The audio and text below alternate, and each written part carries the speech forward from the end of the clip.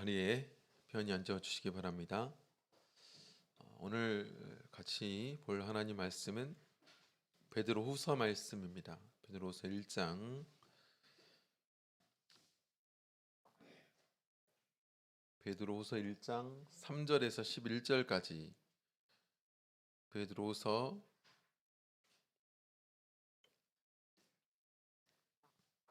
3장 1장 죄송합니다. 베드로후서 1장 3절에서 11절까지 저와 성도님들 천천히 같이 읽겠습니다. 3절부터 11절 시작. 그의 신기한 능력으로 생명과 경건에 속한 모든 것을 우리에게 주셨으니 이는 자기의 영광과 덕으로서 우리를 부르신 자를 알므로 말미암음이라.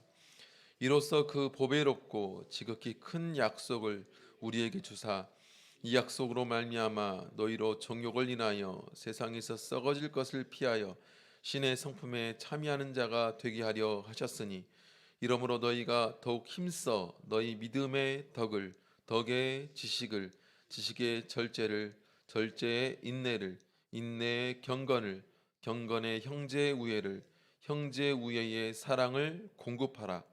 이런 것이 너희에게 있어 흡족한즉 너희로 우리 주 예수 그리스도를 알기에 게으르지 않고 열매 없는 자가 되지 않게 하려니와 이런 것이 없는 자는 소경이라. 원시치 못하고 그의 옛 죄를 깨끗하게 하심을 잊었느니라. 그러므로 형제들아 너 더욱 힘써 너희 부르심과 택하심을 굳게 하라.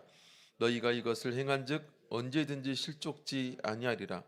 이같이 하면 우리 주 곧 구주 예수 그리스도의 영원한 나라에 들어감을 넉넉히 너희에게 주시리라. 아멘. 오늘 여기 있는 내용을 근거로 해서 오래 지은 믿음의 집은 이란 제목 가지고 하나님 말씀 증거하겠습니다. 시간은 유수와 같다. 뭐 이런 옛 말이 있죠. 시간은 흐르는 물과 같다. 아무리 어떤 일이 있고 또 사건이 있고 또 시간이 안 갔으면 좋겠고 하는 그런 바람이 있고 붙잡으려고 해도 시간은 간다. 뭐 여기 이뭐 옛말은 여러 상황 가운데 쓰이는 말이지만 1년을 다 보내고 나서 지금 이맘때도 이렇게 생각해 봄직한 그런 말이죠. 1년 동안 뭐 여러 가지 일도 있었고 또 개인적으로 뭐 힘든 일, 좋은 일, 기쁜 일, 슬픈 일 뭐 여러 가지 있었겠지만 중요한 것은 시간은 흐르지만 그런 가운데서도 하나님 역사는 변하지 않고 또 하나님께서 우리를 향한 사랑 그리고 우리를 향한 그런 계획들이 전혀 보남없이 우리 삶 가운데 펼쳐진다는 사실을 잊지 아니하고 올 한 해 다 보내고 우리 하나님께 감사할 수 있는 그런 저와 여러분 되시기를 간절히 바랍니다. 우리는 삶을 살아가면서 다 집을 짓고 살아갑니다. 그래서 성경 가운데서도 어떤 신앙에 대해서 혹은 인생에 대해서 마치 집을 짓는 것 같다라는 것에 대해서 많은 말씀들을 해주고 있는데요. 우리 또한 뭐 세상에서도 집을 짓고 살아가죠. 내가 어떤 집을 짓고 살고 있는가, 1년 동안 어떤 목적한 바가 있을 거고 그 목적에 합당하게 무언가를 위해서 노력하고 또 노력의 대가가 있는지 없는지 모르겠지만 그 노력에 합당한 또 그런 집을 이렇게 짓지 않았겠습니까?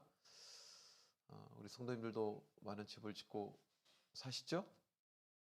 뭐 아름다운 집인지 또 허술한 집인지 튼튼한 집인지 혹은 무너진 집인지는 잘 모르겠지만 어쨌든 우리는 집을 짓고 살아갑니다. 제가 예전에 읽었던 그 동화 중에 아기 돼지 삼형제 이야기 아시죠? 어, 어느 집에 아기 돼지 삼형제가 분가를 하게 되지 않습니까? 그래가지고 이제 혼자 살아야 되니까 새 돼지가 집을 짓죠. 그래서 큰 형이 집을 짓는데 아주 쉽게 집더미를 가지고 집을 짓고 편하게 그 안에 바로 누워서 쉽니다.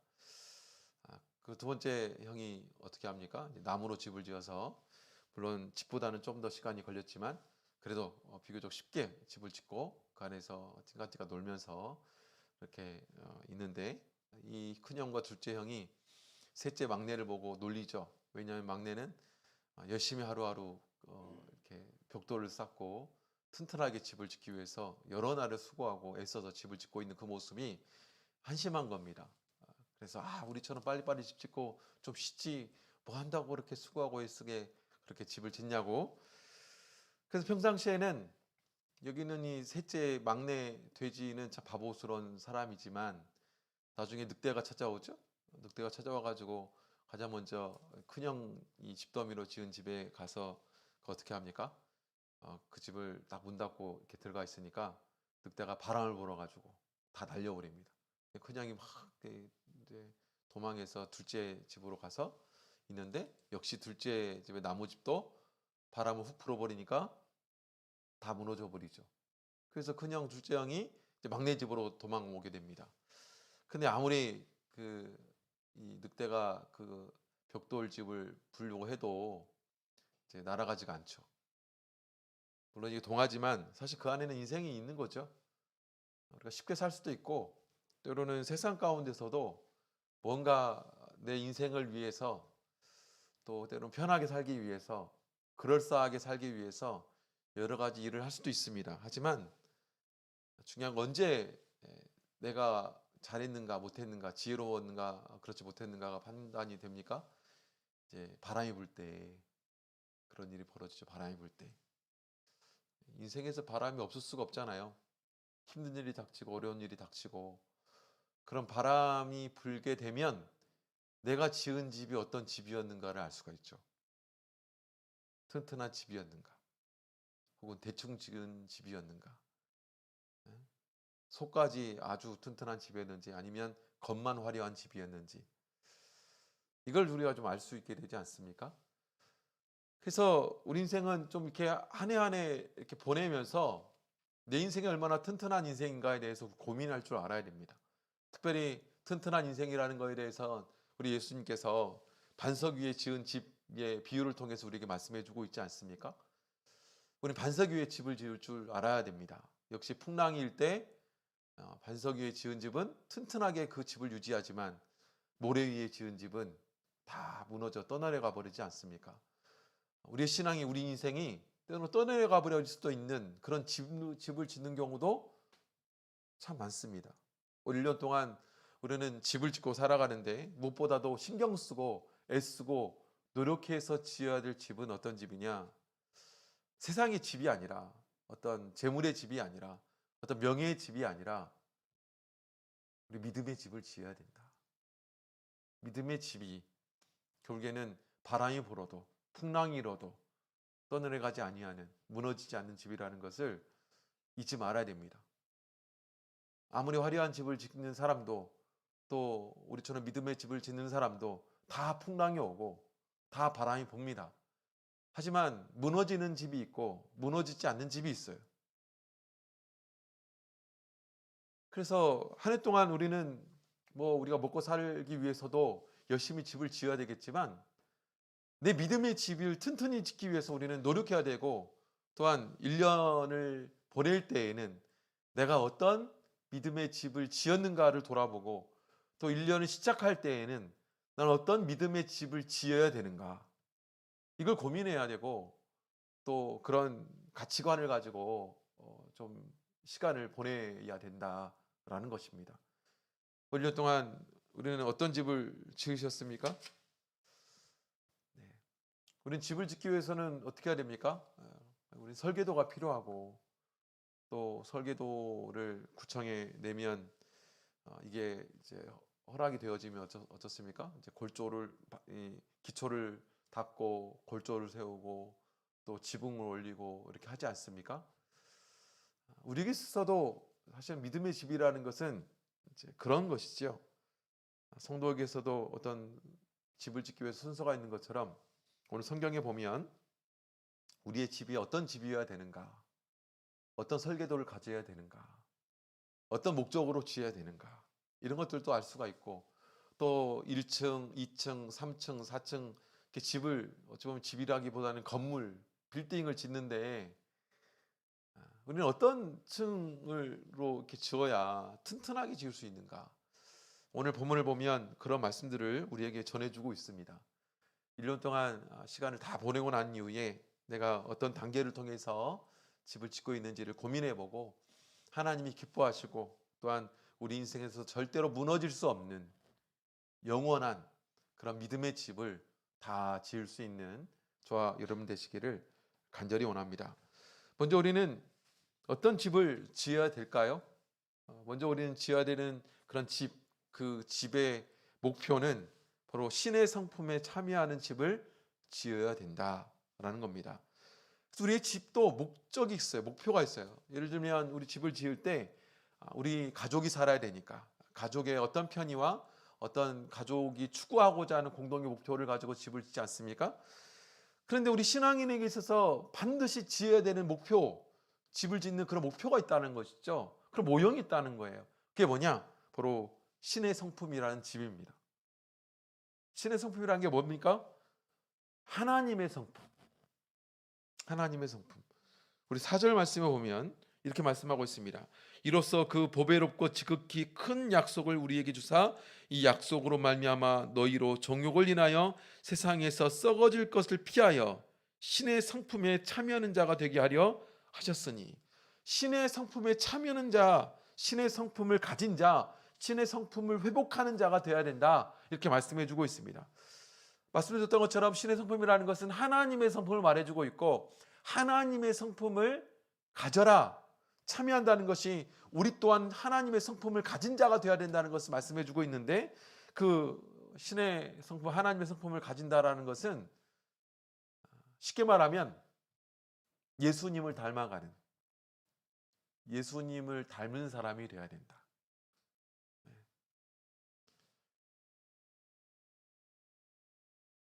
사실은 예수님을 닮는다라는 것, 하나님의 성품을 가진다라는 것은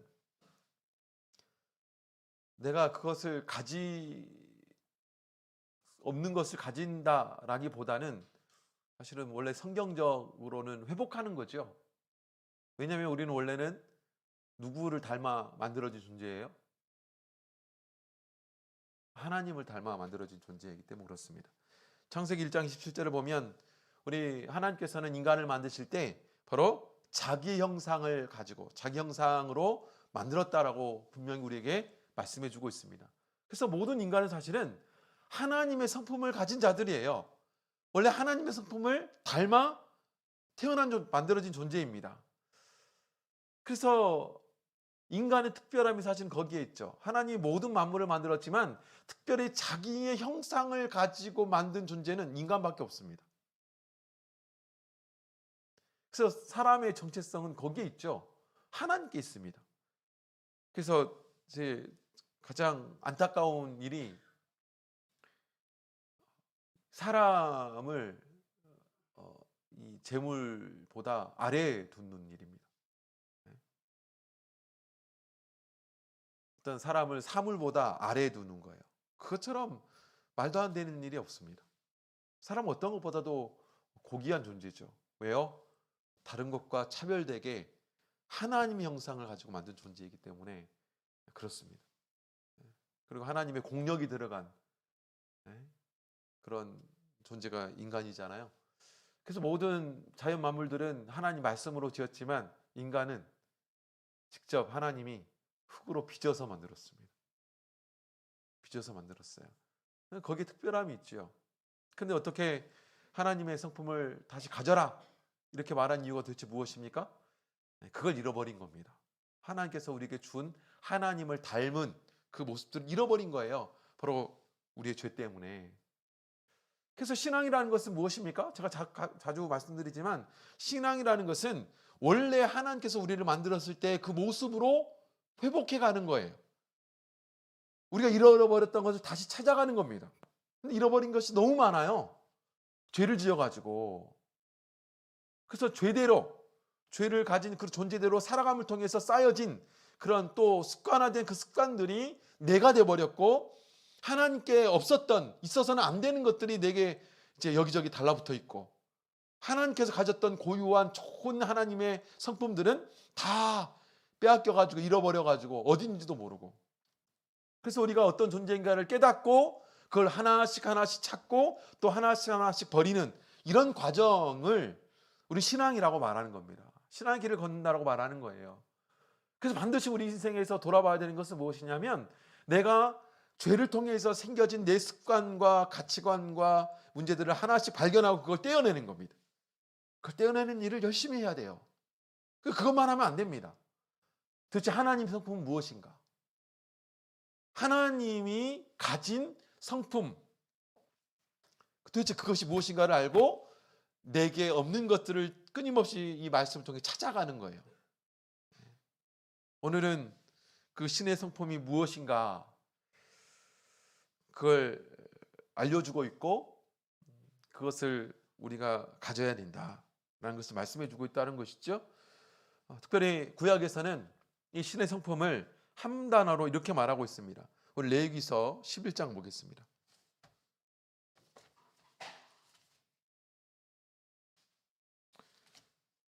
레위기서 11장 45절 말씀.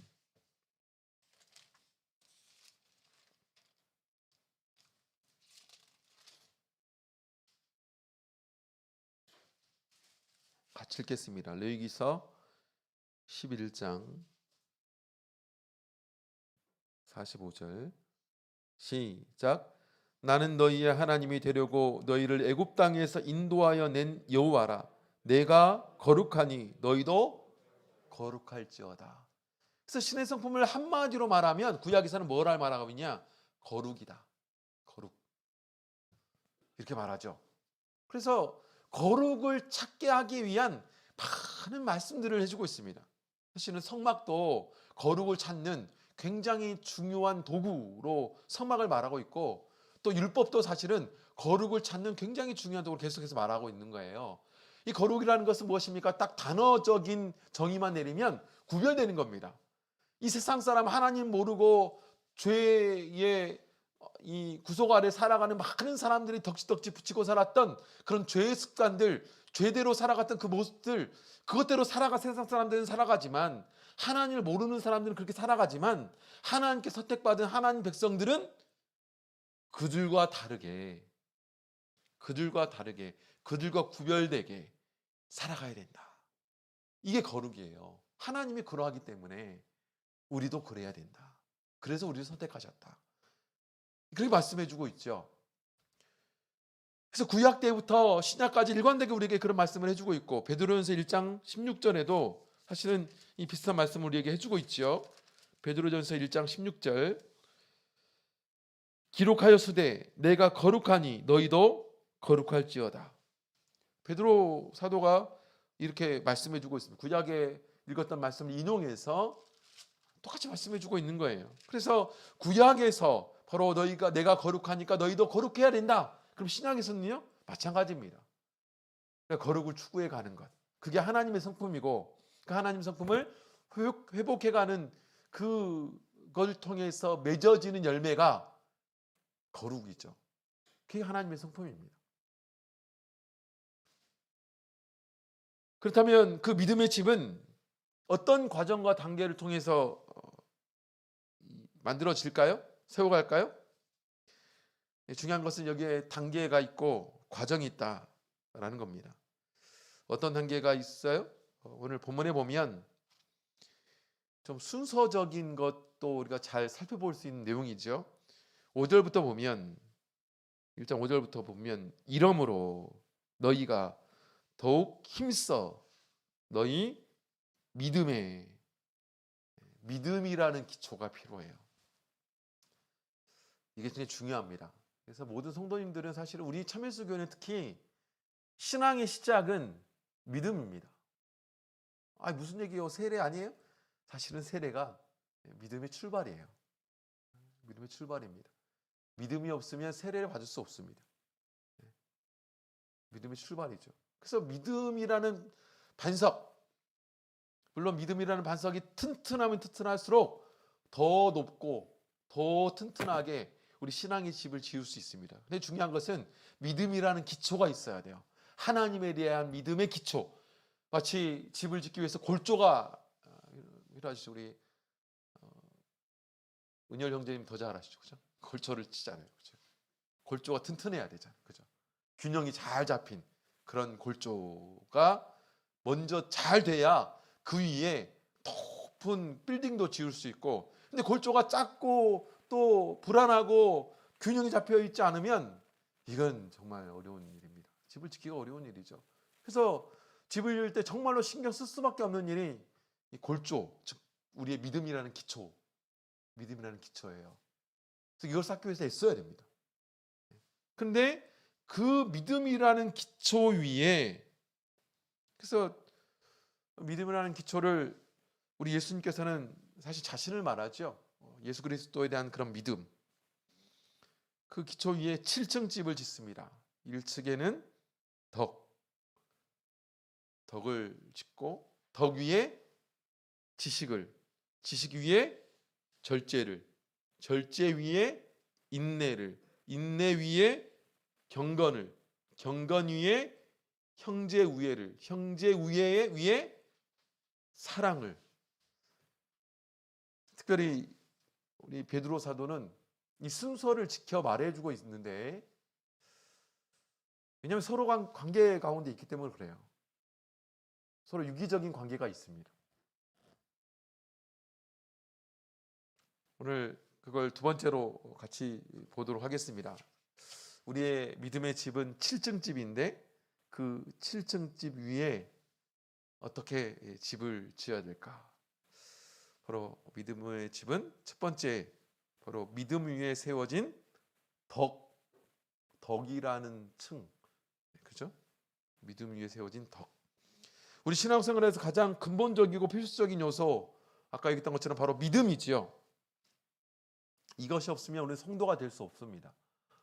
왜냐하면 우리는 믿음으로 세례받지 않으면 신앙도 출발하지 못했다라고 우리 기본적으로 교리에서도 말해주고 있지만, 우리가 예수 그리스도를 믿는다면 마땅히 예수 그리스도의 말씀에 순종해서 이 구원의 길을 걸어야 돼요. 그죠? 그래서 이 믿음이 없으면 절대 우리가 구원의 길을 걸어갈 수 없어요. 선택하지도 않기 때문에. 근데 여기 계신 분들은 기본적으로 다 뭐가 있는 분들이에요? 믿음의 기초가 다 있으신 분들이에요. 그죠? 저 믿음 없는데요? 사실 믿음이 없는 것이 아니라 믿음이 아직 연약하기도 하고 때로는 미성숙하기도 하고 그런 거지, 믿음이 없는 사람은 없습니다. 믿음 없으면 이 자리에 앉으실 수가 없어요. 믿음이라는 기초, 그 위에 우리는 어떻습니까? 덕을 세워야 된다. 덕을. 그래서 덕은 다른 사람의 어떤 약점과 부족함을 이해하고 수용하는, 마치 덕이라는 게 뭐냐면 보자기 같은 겁니다. 보자기 같은 거. 보자기는 모든 걸 이렇게 보자기를 펼쳐놓고 그 위에 도시락을 넣으면 도시락 보자기가 되고, 그 위에 과일을 넣으면 과일 보자기가 되고, 그 위에 야채를 넣으면 야채 보자기가 되고, 그렇잖아요. 뭐든지 다 쌀 수가 있지 않습니까? 그러니까 마치 덕은 보자기 같다라고 이렇게 비유를 합니다. 모든 사람을 좀 수용할 줄 알고 포용할 줄 아는 능력. 그래서 이게 부족하면 우리의 신앙이 부실공사가 되기도 한다는 거죠. 이게 부족하게 되면 기독교인을 뭐라고 말하냐? 이기적이다. 이게 말하는 겁니다. 그 삼국지에 보면 유비와 관우가 있죠. 근데 유비가 형입니까? 관우가 형입니까? 관우가 유비 보고 형 그러잖아요. 형님이라고 하잖아요. 유비가 더 나이가 많습니까? 관우가 더 나이가 많습니까? 관우가 더 나이가 많습니다. 근데 왜 유비를 형이라고 할까요? 이 덕이 때문에 그렇습니다. 덕이 사람들로 그렇게 만드는 거죠. 그래서 덕은 지략과 용맹을 이깁니다. 그래서 덕을 믿음 위에 쌓아야 돼요. 믿음이 없는 덕은 그냥 착한 사람이죠. 하지만 믿음이라는 반석 위에 덕을 쌓으면 이것은 우리 신앙이 됩니다. 그래서 우리가 덕을 가져야 됩니다. 반드시 믿음 위에 덕을 쌓을 줄 알아야 돼요. 덕은 이기적이지 않습니다. 그래서 만약에 우리가 믿음 생활을 했음에도 불구하고, 믿음의 출발을 했음에도 불구하고, 믿음의 기초를 쌓았는데도 사람을 향한 덕이 없어요. 그러면 자, 우리가 이제 돌아봐야 되는 거죠. 그럼 두 번째 덕 위에 우리가 쌓아야 될 게 뭘까요? 지식입니다. 지식. 이 지식은 믿음의 기초와 덕의 터전 위에 세워져야 된다. 덕과 지식은 굉장히 관계가 있습니다. 덕이 없는 지식은 남을 판단하기만 합니다. 이 문제죠. 그래서 덕이 없는 지식을 가진 분들이 때로 있어요. 그래가지고 교회에서도 어떻습니까? 계속 말만 합니다. 아는 게 많으니까. 물론 덕으로 끝나도 문제예요. 사람만 좋아요. 분별력이 없어.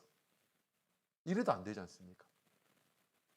반드시 우리 그래서 덕이라는 것이 우리에게 갖춰지게 되면 반드시 덕을 더 잘 활용할 수 있는 지식이 더해져야 됩니다. 지식이 반드시 그 위에 쌓여져야 돼요. 지식은 덕을 더 아름답게 만듭니다.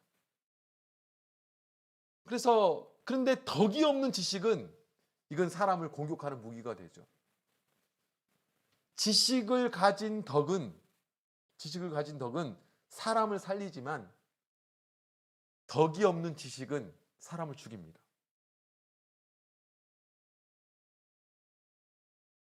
그래서 지식은 반드시 덕 위에 쌓여져야 돼요. 덕이 수반돼야 됩니다. 그래서 우리가 하나님을 아는 지식, 그리고 이 세상 사람을 대하는 지식들, 이게 반드시 필요하죠. 하나님의 뜻대로 하나님이 어떤 분인가, 하나님이 무엇을 좋아하고 무엇을 싫어하는가, 이런 지식을 우리가 성경을 통해서 알아야 됩니다. 이거 굉장히 중요한 거예요. 왜냐하면 이것을 알아야 내가 좋은 사람이기도 하지만 그 덕을 통해서 사람을 살릴 수도 있어요. 그런데 사람을 살리고자 하는 덕은 없으면서 지식만 있으면 손가락만 바쁩니다. 쟤는 왜 저런지 모르겠다고, 하나님은 이런 분인데, 저는 저런지 모르겠다고, 하나님이 이런 분이신데, 이렇게 되는 거죠. 지식이 사실은 굉장히 좀 큰 능력을 가지고 있는 것이지만 위험한 것이기도 합니다. 그래서 지식이라는 것의 아래에 덕이 반드시 바탕이 돼야 되고, 지식 위에 뭐가 있습니까? 3층이 뭐예요? 절제예요. 절제되지 않는 지식. 절제되지 않는 지식은 자랑에 불과합니다. 절제되지 않는 지식이 체질이 돼버리면 이걸 하나님 뭐라 말하는 거예요? 교만이라고 말하는 겁니다. 교만이라고 말하는 거예요. 이 지식은 참 귀한 거죠. 하나님을 많이 한다는 건 참 좋은 일입니다. 그런데 우리가 잘 생각해 보면 야고보서 2장 19절에 보면 하나님에 대한 지식은 사단에게도 있어요. 심지어 야고보서 2장 19절에는 귀신들도 믿고 떤다 이렇게 되어 있습니다. 왜 그렇습니까? 귀신들도 하나님을 잘 알거든요. 이 세상 창조주잖아요. 그런데 이 귀신들은 이 하나님에 대한 지식은 있지만 그걸 생명을 살리는 데 사용하지 않습니다. 죽이는 데 쓰죠. 그래서 예수님이 시험 받으실 때 사단이 무엇을 가지고 예수님을 시험하세요? 이 하나님에 대한 지식을 가지고 시험하십니다. 말씀을 가지고 시험해요. 말씀을 가지고. 신기하죠. 이게 하나님 말씀이 생명을 살리는 도구로 우리에게 주어졌는데 사람에게 시험을 들어서 망하게 하는 도구로 활용이 되기도 하더라는 거예요. 근데 우리가 지식이 절제가 되지 않잖아요. 그러면 이제 이렇게 쓰게 되죠. 그래서 아무한테나 하나님에 대한 지식을 그대로 적용해서는 안 됩니다. 믿음이 약한 사람이 있고 강한 사람이 있고, 어떤 사람은 믿음의 완성이 튼튼한 사람이 있어요. 그러면 때로 믿음의 지식이 좀 강하게, 좀 지식을 강하게 좀 이야기할 수 있죠. 근데 이게 연약한 사람이 있어요. 소화가 되지 않죠. 그래서 우리 사도들도 이게 소화가 되느냐 안 되느냐, 이걸 가지고 권면도 조절을 하지 않습니까?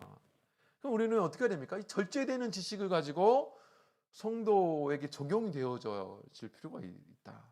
이것을 좀 우리가 알 수 있다라는 겁니다. 그래서 때로 통제가 잘 된 시기적절한 지식은 사람을 살리지만, 이게 절제되지 않는, 통제되지 않는 지식은 사람을 시험에 빠지게 만들고 죽게 만들고, 때로는 사람을 참 힘들게 만들죠.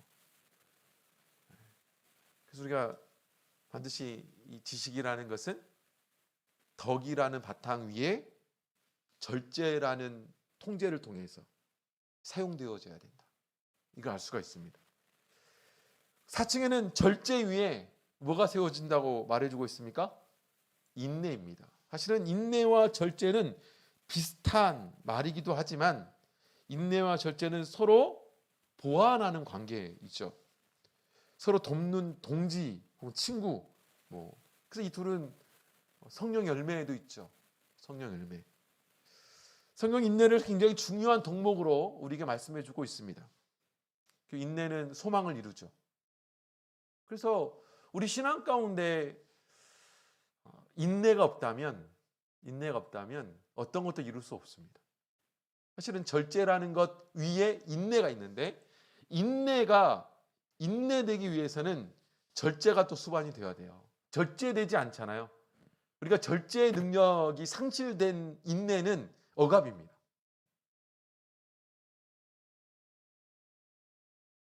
그래서 이제 무조건 하지 마라, 무조건 하면 안 돼, 무조건 이렇게 강요된 인내가 있어요.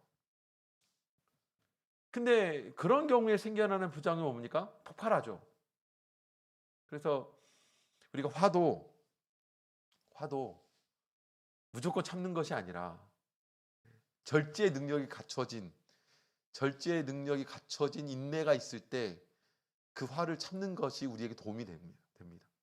그런데 절제의 능력이 갖춰지지 않는 인내는 이게 우리 마음 가운데 병을 주죠. 그래서 오늘날 스트레스가 왜 쌓입니까? 스트레스는 만병의 근원이라고 말해요. 만병의 근원. 그래서 원인을 알 수 없는 병들, 대부분의 원인이 뭡니까? 스트레스인데. 그래서 사실 절제 위에 인내의 능력까지 갖춰지게 되면 이제 고수죠, 고수. 신앙의 고수. 그래서 우리 신앙인이 성경에서 또 보면 이삭이라는 사람, 또 요셉이라는 사람, 욥이라는 사람의 인내가 결국에는 그들로 어떤 온유함을 이루어내고, 혹은 어떤 성공을 가져다 주고, 혹은 승리를 가져다 주는 대표적인 인물들 아니겠어요? 그래서 우리가 절제의 능력을 갖추고 그 위에 인내라는 것을 얹혀 놓는다면 우리는 그 인내를 통해서 많은 것을 이뤄낼 수 있습니다. 모쪼록 앉아 계신 우리 성도님들과 제가 올 년 동안 얼마만큼 인내의 열매를, 또 인내의 층을 잘 쌓았는지, 그 집을 다시 한번 좀 생각해 볼 수 있는 기회가 되었으면 좋겠습니다. 5층은 뭘까요? 인내 위에 뭘 세워야 될까요? 경건, 그죠? 굉장히 성숙한 사람입니다. 그러니까 이런 과정을 통해서 생겨진 경건은 능력이 있죠. 그런데 이런 과정이 없이 흉내낸 경건은 능력이 없습니다. 이것을 뭐라고 말하느냐? 외식이라고 말하는 겁니다. 이걸 외식이라고 말하는 거예요. 외식의 대표적인 사람이 누구예요? 바리새인들. 어제도 말씀드렸지만 바리새인들이 그렇죠. 그래서 덕이라는 것 위에, 지식이라는 것 위에, 절제라는 것 위에 또 인내라는 것 위에 이런 모든 과정들이 사실은 경건을 경건답게 만드는 굉장히 중요한 과정이 되는 겁니다. 그래서 딱 경건만 위에 갖다 놓게 되면 이거는 이제 속빈 강정이죠. 모양만 있습니다. 근데 우리 신앙이 그런 경우가 있죠. 경건의 모양은 있으나 능력은 없는 자로다. 사실 하나님께서 판단하시는 일이죠. 사실 우리는 모르는 경우가 많습니다. 내가 사람들에게 보여주는 경건이라는 것이 그럴싸한 경건인 경우도 참 많죠. 그래서 우리가 이렇게 교회에 이렇게 앉아 있어요. 참 경건의 모습이 있죠. 말씀을 잘 앉아서 듣고 도대체 하나님 무슨 말씀을 하시는지라고 하는 그런 그 마음을 가지고 앉아 있는 것처럼 보일 수 있습니다. 보일 수 있어요. 그런데 그 속에 무엇이 들어있는지, 어떤 신앙의 결과로 이 자리에 앉아 있는지 우리는 모르고 하나님은 아시지 않습니까? 그런 경건이 의미가 있습니다. 그래서 경건이라는 것이 무엇입니까?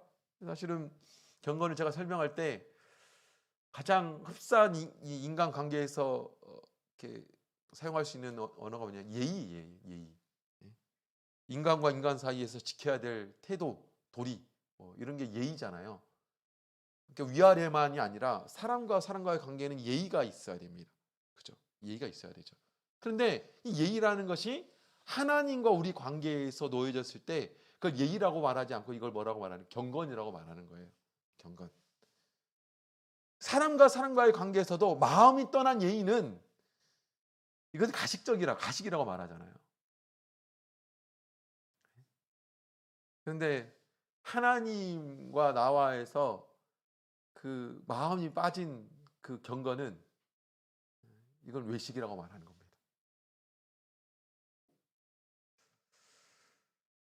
그래서 우리 디모데후서 4장 7절에 보면 경건에 이르기를 어떻게 하라고 말하고 있어요? 연습하라.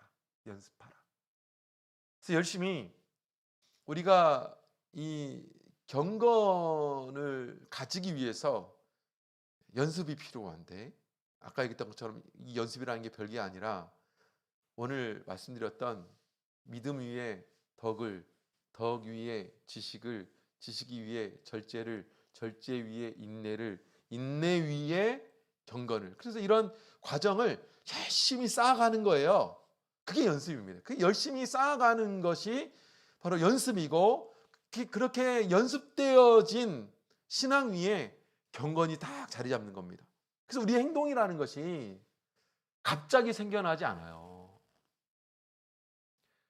이런 모든 과정을 통한 열매로 경건이 나타나야 되는 겁니다. 경건이 나타나야 되는 거예요.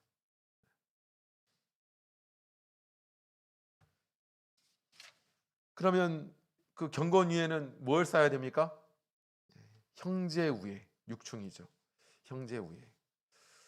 형제 우애는 이제 이걸 이제 화목이라고 다른 성경에는 번역을 하고 있습니다. 이제 화목하는 것.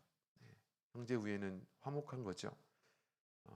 이런 사람들, 이런 모든 과정에서 탄탄하게 세워지면 마땅하게 사실은 거저 얻어지는 것처럼 생겨나는 게 화목이에요.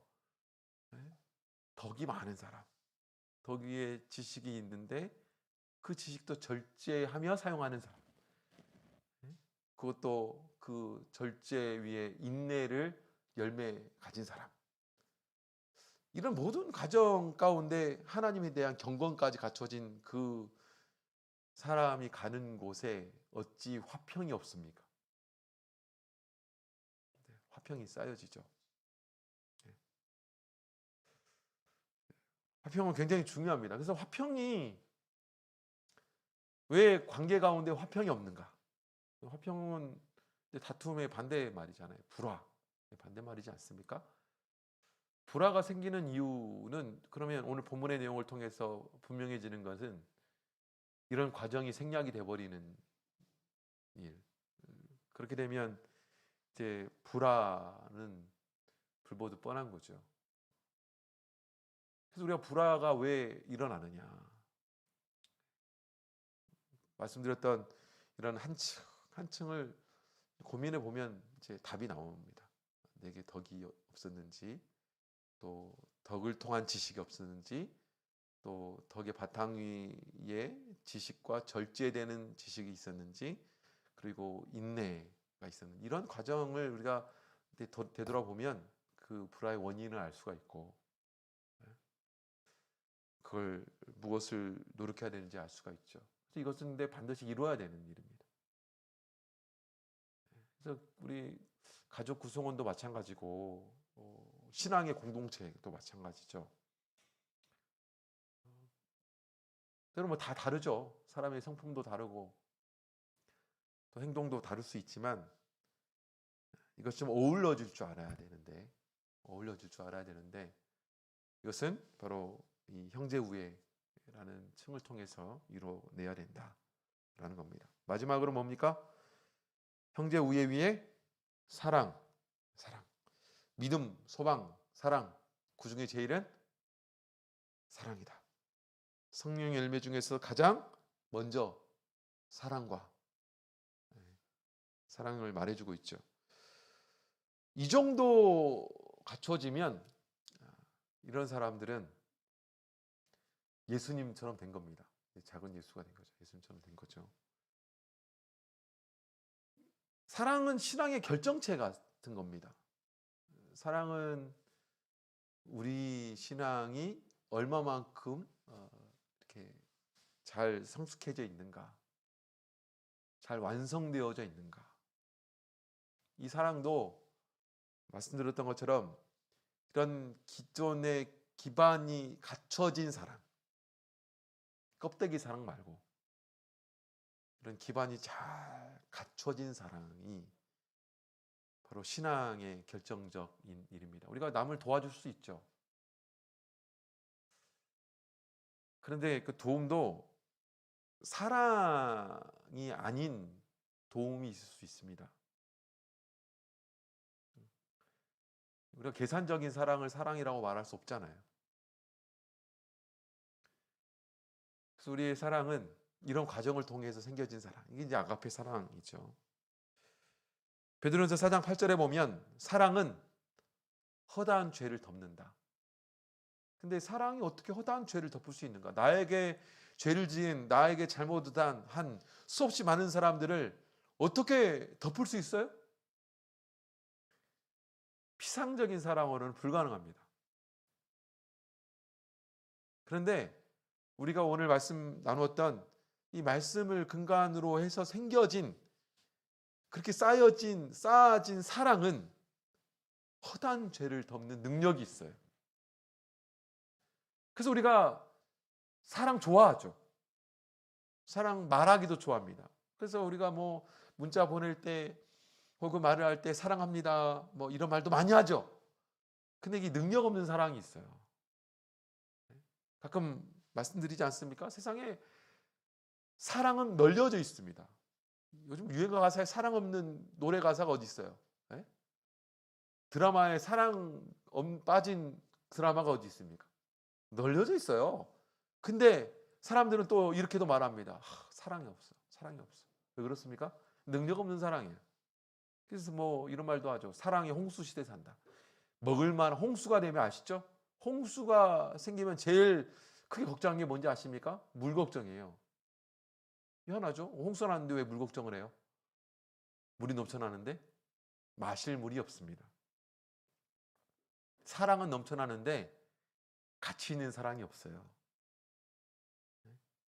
내가 사랑을 많이 말하는데 이게 의미 있는 사랑인가? 1년 동안 사랑 많이 하셨죠? 우리는 어떤 사랑을 하셨습니까? 우리가 생각해 봐야 되겠죠?